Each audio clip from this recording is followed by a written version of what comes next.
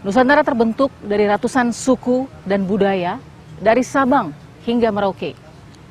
Ratusan kerajaan pun ada di dalamnya. Sejak babak baru Nusantara dimulai dengan adanya proklamasi kemerdekaan di tanggal 17 Agustus 1945, Nusantara yang tadinya terbagi-bagi, kini bersatu dan juga berganti wajah menjadi wajah Negara Kesatuan Republik Indonesia. Hal ini juga sebagai penanda bahwa kita sebagai bangsa telah lepas dan bebas dari para penjajah. Namun entah atas dasar apa atau tujuan apa, bermunculan fenomena raja dan sultan baru yang mengklaim wilayah dan mengklaim memiliki dana tak terbatas. Entah apakah ini fakta atau rekaan semata. Saksikan penemuan-penemuan faktanya dalam episode kali ini bersama saya, Balkis Manisang.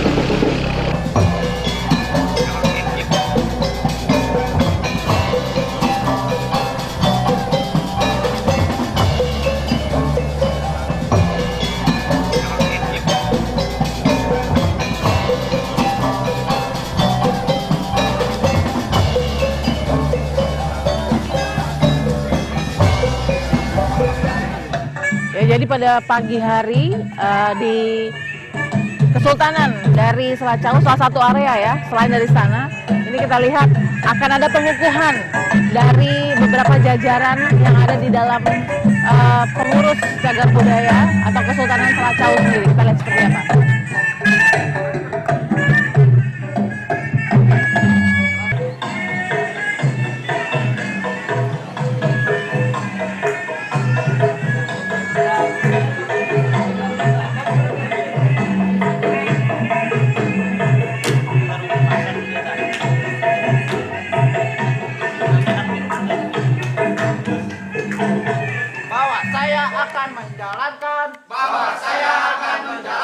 Segala kewajiban dengan penuh rasa tanggung jawab prajurit dan kesultanan 5 bahwa saya akan memegang segala rahasia prajurit sekeras-kerasnya. Penyerahan tongkat komando oleh Paduka Sultan Agung Pratakusuma Belanda.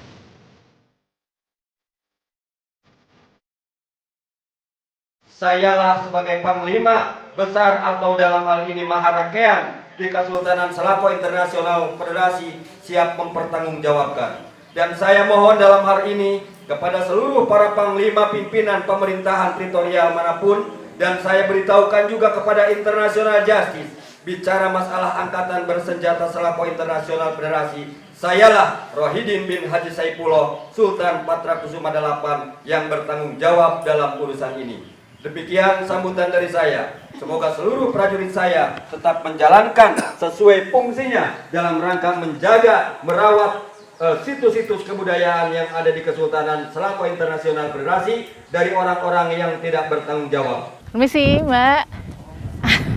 Wah, kita susah nyari anak muda dari ini. Balkis, namanya siapa? Dewi Agustiawati. Mbak Dewi Agustiawati dari Tasikota.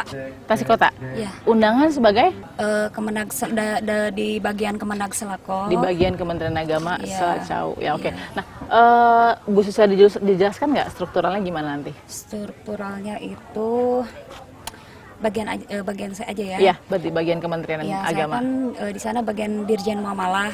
Oke. Ya, jadi merekrut masalah keuangan dalam yang masuk ke Kemenag, yaitu untuk keuangan dalam zakat fitrah, umroh, naik haji dan sebagainya yang menyangkut keagamaan gitu. Oh, Ya.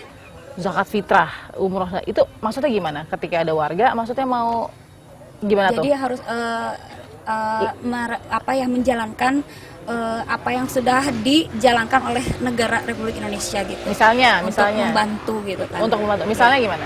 Misalnya di Tasik Kota ya, Iya. ada beberapa calon haji gitu misalkan. Iya. Nah, itu gimana? Mereka harus kemana? Mereka harus ke Selacau atau ke Pemda? Ke Pemda dong. Oke, Ya, terus nanti kemudian? kita kerjasama dengan mereka gitu.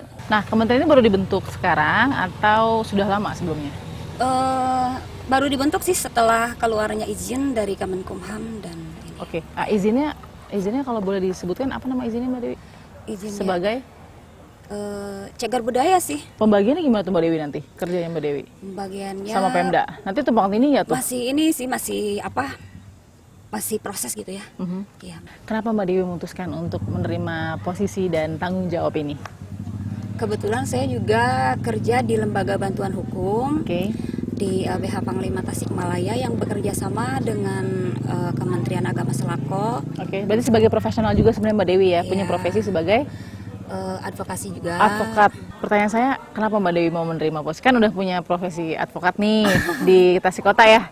Terus kemudian dikasih tanggung jawab jadi Dirjen Kemenak di Selacau. Iya. Kenapa menerima posisi itu? Apa ya, membudayakan lebih ininya Tasik aja gitu. Kenapa memang dirasa kenapa sih Tasik kurang diperhatikan apa gimana Iya, sebenarnya? jadi sudah hilang gitu kan budaya-budaya Sunda Tasik gitu kan. Jadi ingin lebih ini. Oke, jadi Iya. intinya terima posisi ini karena Satu Big Boss. terima kasih Mbak Dewi sudah memberikan tadi informasinya ya.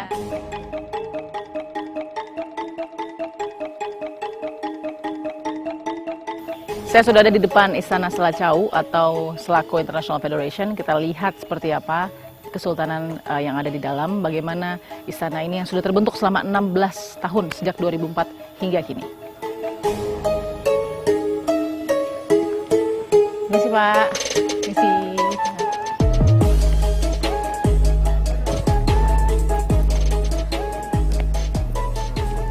Assalamualaikum. Waalaikumsalam. Aduh, selamat Di- sore, Pak. Apa kabar dengan Sultan Rohidin? Iya, saya Betul ya? Sultan Radin ya.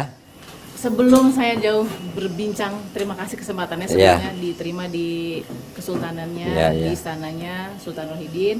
Keluar nama Pak Bambang Utomo. Iya. Beberapa kali juga sudah sempat diwawancara dengan Iya. kami begitu ya.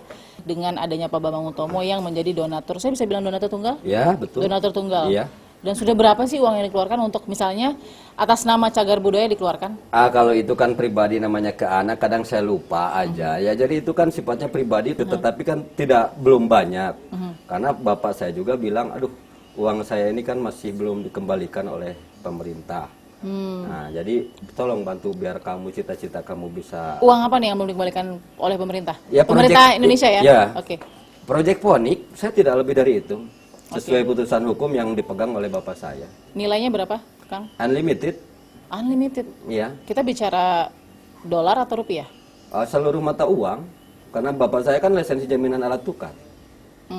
Tapi kan harus ada jumlahnya untuk orang tahu penaksiran kerugian. Kalau itu kan kembali ke yang punya, ke bapak saya. Ada hal yang disembunyikan dalam arti kata dirasain bukan kapasitas saya. Tinggal salahkan aja ke Pak Bambang. Yang kemudian dikatakan waktu itu ada dokumen-dokumen Ada? dari Persatuan Bangsa-Bangsa, Iya. PBB Pak. Ya. PBB dulu sekjennya Kofi Annan nih, saya ingat betul. Oh, bu- Kofi Annan tahu nggak tuh ada dokumen-dokumen? Kalau dokumen yang saya terima Almarhum ini Kofi putusan Annan. dalam 2018, bukan zaman Oh, Kopi 2018, Annan, cuman baru mulai 2018. mengirimkan surat zaman Kopi Annan. Oke. Tetapi Oh, sudah mengirimkan surat zaman Pak dari Kofi. zaman Pak Kopi Annan, termasuk Oke. pada saat Barack Obama jadi presiden, sering saya sama Nancy ada chatan. Cuman pada saat itu karena saya terus terang saya nggak bisa bahasa Inggris. Oke. Nah, jadi jubir saya yang selalu bicara, bahkan di situ pada saat itu ada email dari Barack Obama untuk saya diundang ke sana. Ya itu kan hanya di email dari. Oh, tapi ini penting kalau ada undangan, mungkin kita bisa lihat, Akang. Justru kan udah lama zaman Barack Obama. Pada saat itu juru bicara saya ini Bambang Siswanto, bagian Oke. urusan sama administraturnya Mr. Barack Obama. chattingan di. Bisa chatting langsung sama Barack Obama? Iya, pernah pada saat itu saya dipanggil untuk mendapatkan penghargaan Citizen Medali. Oke. Tapi entah kenapa di sini saya tiba-tiba ada masalah dan saya tidak boleh kemana-mana. Ya saya duduk aja, ngapain? Lagi pula tidak jadi duit. Jadi ada Citizen Medallion tapi terus nggak jadi? Nggak jadi, saya nggak jadi berangkat. Itu tahun berapa? Aduh, lupa lagi ya. 2018 berarti atau? Pokoknya Barack Obama masih tahap periode pertama. 2004. Lupa lagi, pokoknya pada saat itu juru bicara saya Pak Bambang Siswanto. Kebetulan Bambang Siswanto kuliahnya di Amerika. Di belakang Sultan Rohidin, Akang Iya. Rohidin, ini ada jajaran. Iya. Saya yakin adalah lingkaran yang terus menyupport atau mendukung Akang nih ya di sini. Iya, alhamdulillah memang beliau Ini siapa ini? Sebagai apa dan siapa-siapa saja? Ini adalah para pengurus cagar budaya, para pengagung. Ada terdiri dari para pengagung, artinya para pengagung ya pengurus lah. Kalau Pengurus. ya pengurus ini juga ada prajurit-prajurit cagar budaya. Ya silahkan aja dikenalkan. Ini sebagai siapa? Saya Muhammad Indanus, Sekretariat Kesultanan Selako Internasional. Iya. Baik, saya Panglima daripada Prajuritan Selako. Nama saya Haji Ujang Abdul Haq, Ya. SE MPH. Ya. Kebetulan saya sesuai dengan experience dan background education. Ya. Saya dijadikan sebagai Menko Natabuana. Kalau dalam istilah pemerintah di hari itu Menteri Luar Negeri. Bapak, namanya siapa Pak? Saya Edi Zakaria, Sebagai Pak? Pupuhu Utama bagian luar negeri Malaysia, anak banyak Pak Haji Ujang, koordinator luar negeri. Oh, keluarga luar negeri. Bagian Malaysia maksudnya? Bagian Malaysia jadi Dubes Malaysia.